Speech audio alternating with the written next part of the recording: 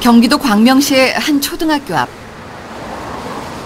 정문 앞을 오가며 아이를 찾는 학부모가 눈에 띕니다.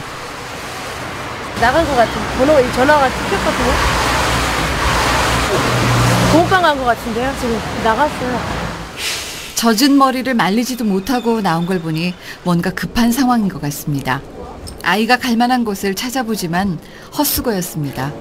학교에 다시 찾아야 될 것 같은데. 없어요? 여기도? 예. 3시간 후 다시 찾아간 학교에서 엄마는 드디어 아이를 만났습니다. 아이는 뭐가 불만스러운지 몇 시간 동안이나 걱정을 하며 찾아다닌 엄마에게 계속 짜증을 내고 있었습니다.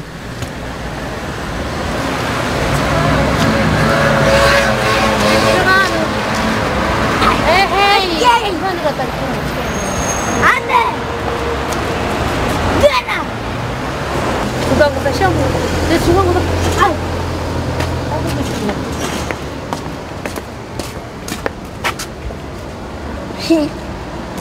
전기다 전기.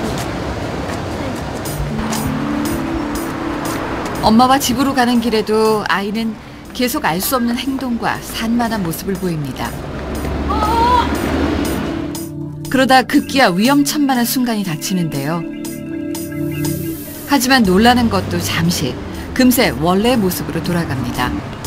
이제 아예 엄마가 쫓아갈 수 없을 정도로 달리더니 순식간에 새길로 사라져버립니다. 어디 가는 거예요 지금? 이렇게 새길로 들어가. 엄마와 아이 둘 다 이런 상황에 익숙한 모습입니다.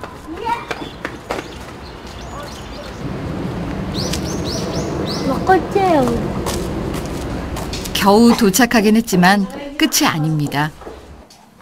연필 하나 다 갖고 왔네 오늘? 네. 이걸로 옛날에 지우개 연필 가위가 하나도 없어.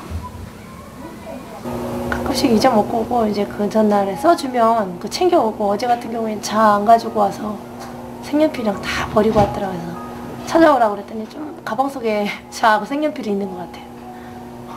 강조를 하면은 해요.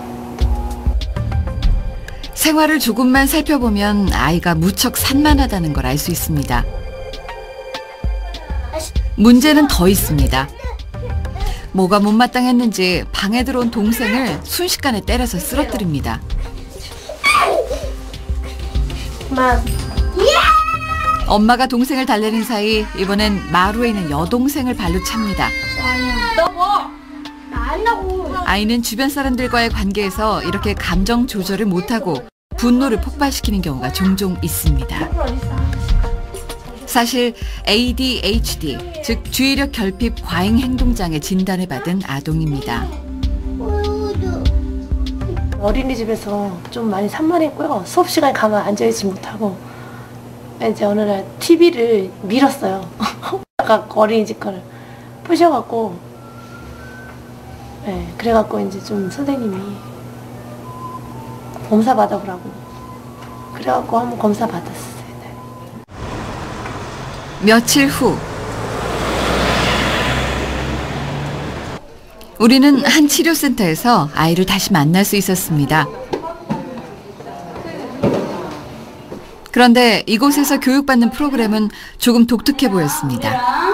어떻게 친구가 서로 잘 되어 있는지 아니면 자네만 혼자 놀고. 수업의 앞부분은 왼쪽과 오른쪽 팔 다리를 움직이는 체조를 통해 협업 능력을 키우고 몸을 이완시키면서 집중을 하게 만드는 동작들로 이루어져 있었습니다. 다시 한번. 하나, 둘, 셋, 넷, 다섯, 여섯, 일곱, 여덟, 아홉, 열. 야, 잘했어. 최고. 운동이나 놀이를 통해 일정 시간 동안 참을성을 훈련하는 과정도 보였습니다. 그중 가장 눈에 띄는 것은 호흡 시간. 눈을 감고 호흡을 하는 동안 자신에게 집중하는 훈련이었습니다. 이곳에서는 뇌파 검사를 통해 아이의 치료 방법과 상태에 대해 연구를 하고 있었습니다. 4개월 전 뇌파 검사 결과를 보면 정상 뇌파에 비해 우측 전전두엽이 거의 활성화되어 있지 않은 걸 볼 수 있습니다. 우리 뇌에서 전전두엽이라고 해서 주의 집중을 오래 유지하고 그리고 감정 조절을 하고 그리고 계획을 세운 것을 끝까지 실행하는 데 도움을 주는 영역이 있는데요. 이 같은 경우에 뇌파 검사를 해보니까 전전두엽의 알파파가 저하된 것으로 나타났습니다. 넉 달 동안 교육을 받은 아이에게 어떤 변화가 생겼는지 보기 위해 다시 뇌파 검사를 해봤습니다. 전전두엽 부분의 뇌파에 변화가 생긴 것이 보입니다. 이가 일단 먼저 움직이고 그 다음에 호흡을 주로 내쉬는 호흡을 하게 되면서 이제 막 이렇게 답답한 부분들을 호흡을 통해서 조절해 가는 것들을 많이 해결을 했습니다. 전에는 지시를 줘도 지시 자체를 이해를 못한다든지 지시를 여러 번 주거나 아니면 화를 내야 일을 이렇게 할 수 있었다면은 지금 지시를 따르는 부분이 굉장히 많이 빨라졌고요. 그리고 스스로가 이제 약속을 지키려고 하는 모습이라든지 자기 자신을 정돈하고 컨트롤하려는 그런 모습들이 이제 보여지고 있고요.